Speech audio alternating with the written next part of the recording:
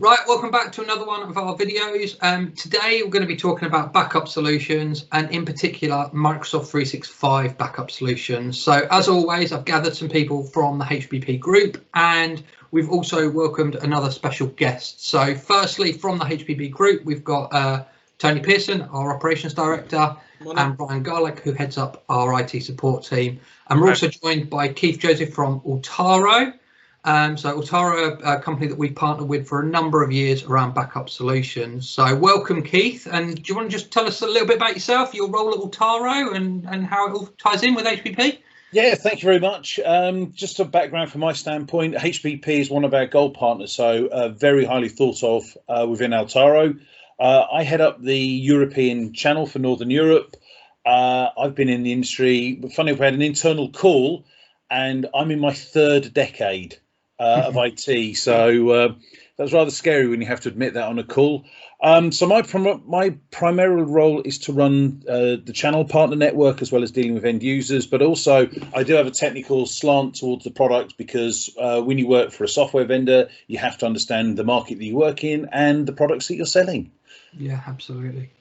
Right, brilliant. Well, let's get started then. So we obviously want to talk about Microsoft 365 and backup. So Tone, do you want to just give us an understanding of what comes with Microsoft 365 in terms of backup? What do people get when they buy it? So nothing in the short answer, and that is probably one of the biggest misconceptions in the marketplace. So Microsoft obviously pushed 365 being 365 days of the year available, full geo redundancy, never goes down, never goes wrong. But there is no backup. And if you read the small print, Microsoft do make that it's your responsibility, it's your data, and they aren't responsible for it, and you do need to back it up. So, yeah, in short, there is no backup in 365.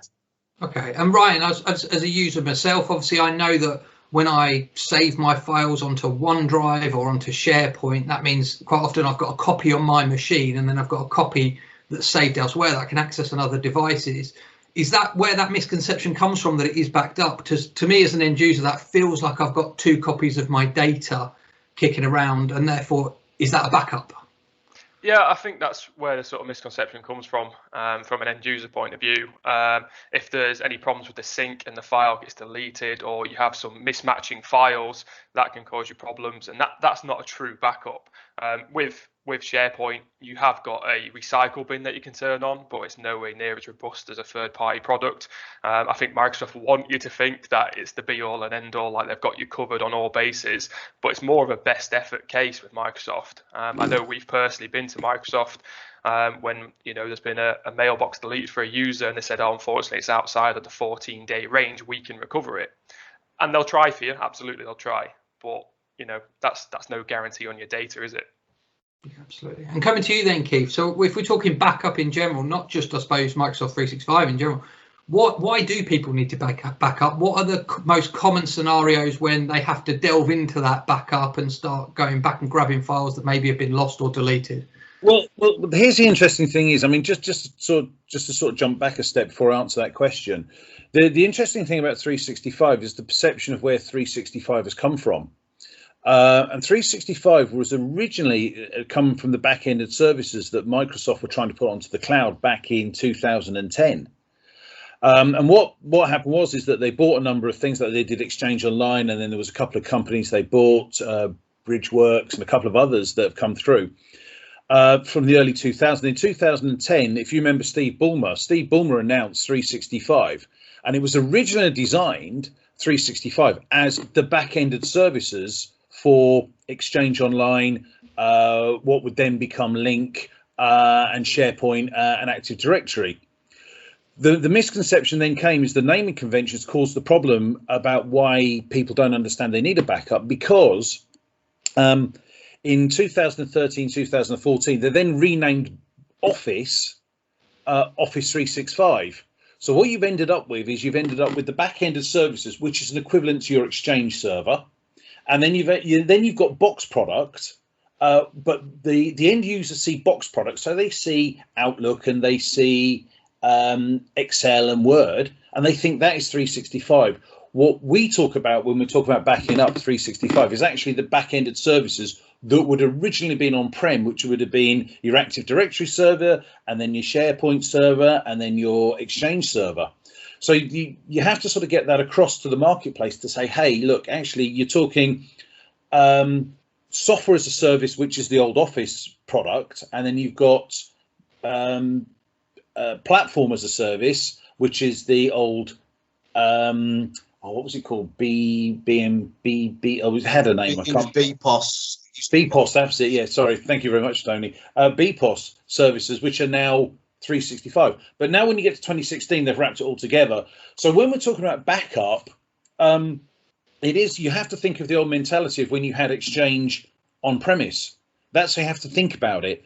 So therefore, you have to look at how important is your data, whether it's on Microsoft's infrastructure, whether it's on your own infrastructure.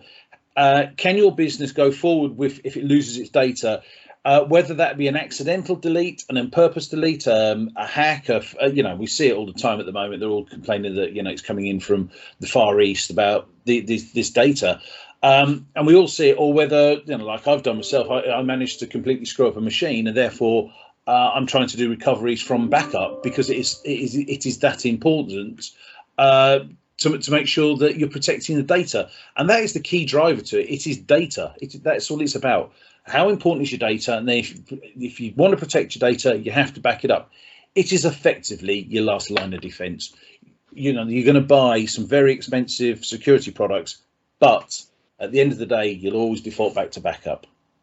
And is there a most common scenario? So is it, I think as an end user, we always think, oh, I've just deleted that file 2 weeks ago and it turns out I need it. Is that the most common way? Or is it the fact that it is more extreme versions? It is hacks, it is significant data loss? The biggest thing for us, and you'll probably see this, especially from Ryan's team and all that, it's things like ransomware and CryptoLocker and stuff like that, and BitLocker. It's the end of the day, it's people that are in a rush, and it's all to do with the fact that we now put our data on things like this, iPads. Basically, we now scatter our data across multiple devices that are outside of the control.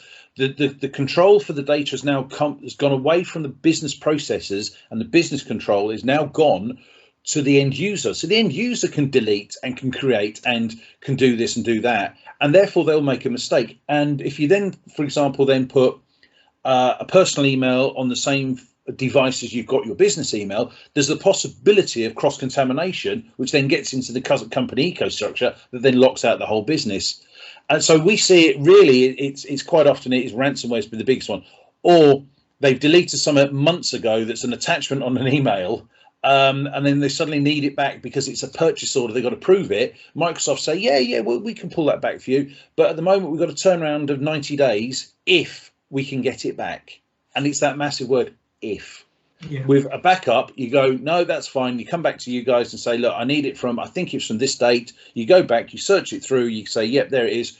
Is that the file you want? Yes, you can then drop it straight back in their inbox.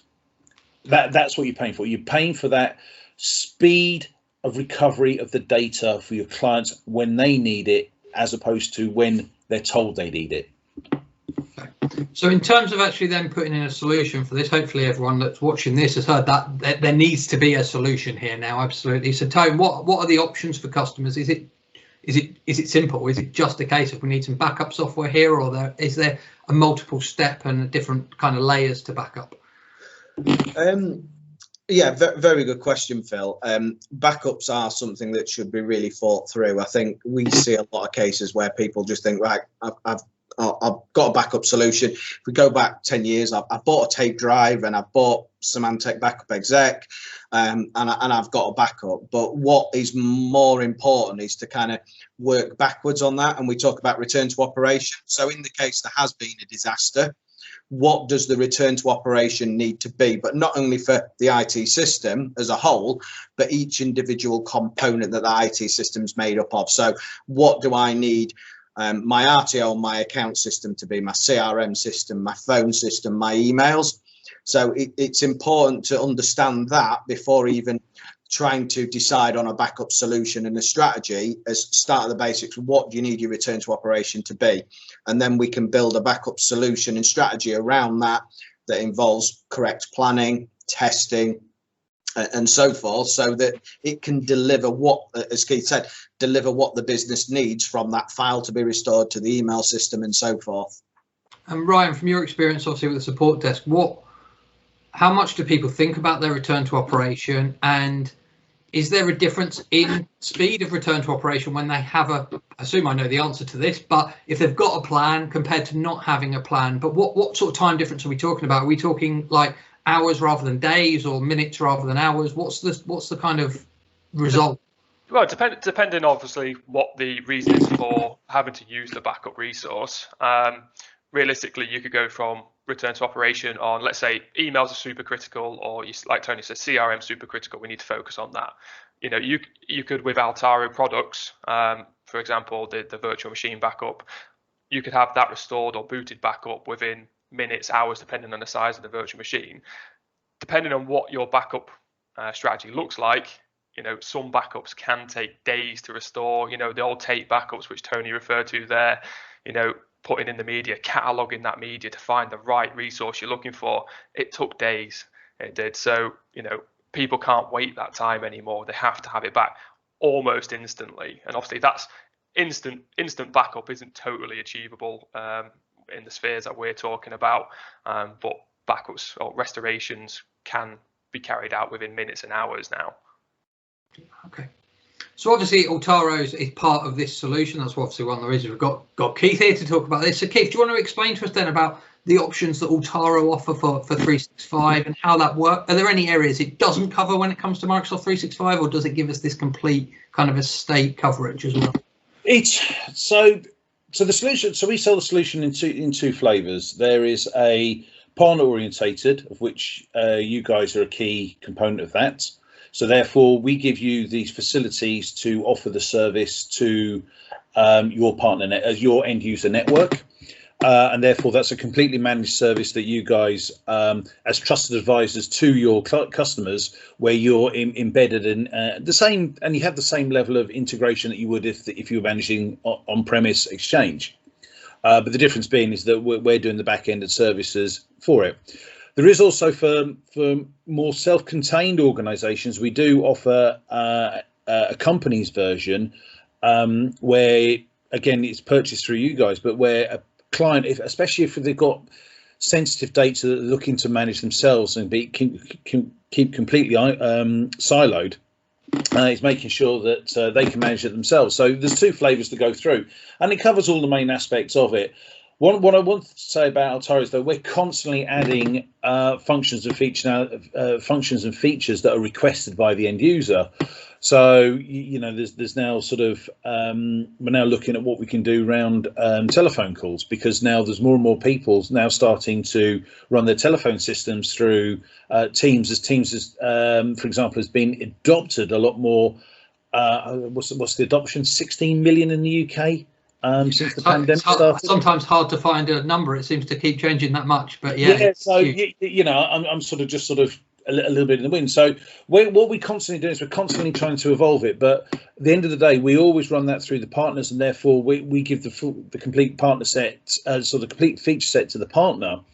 And what that means is that it allows HBP, as an example, to go to the end user and actually bespoke what their requirements are to the end user. So that's what we do. We're an enabler, but we're a back-ended functionality that, to be honest, we're not front and center. What we are is a function that needs to happen, but at the end of the day, the function is delivered and controlled and managed by HBP.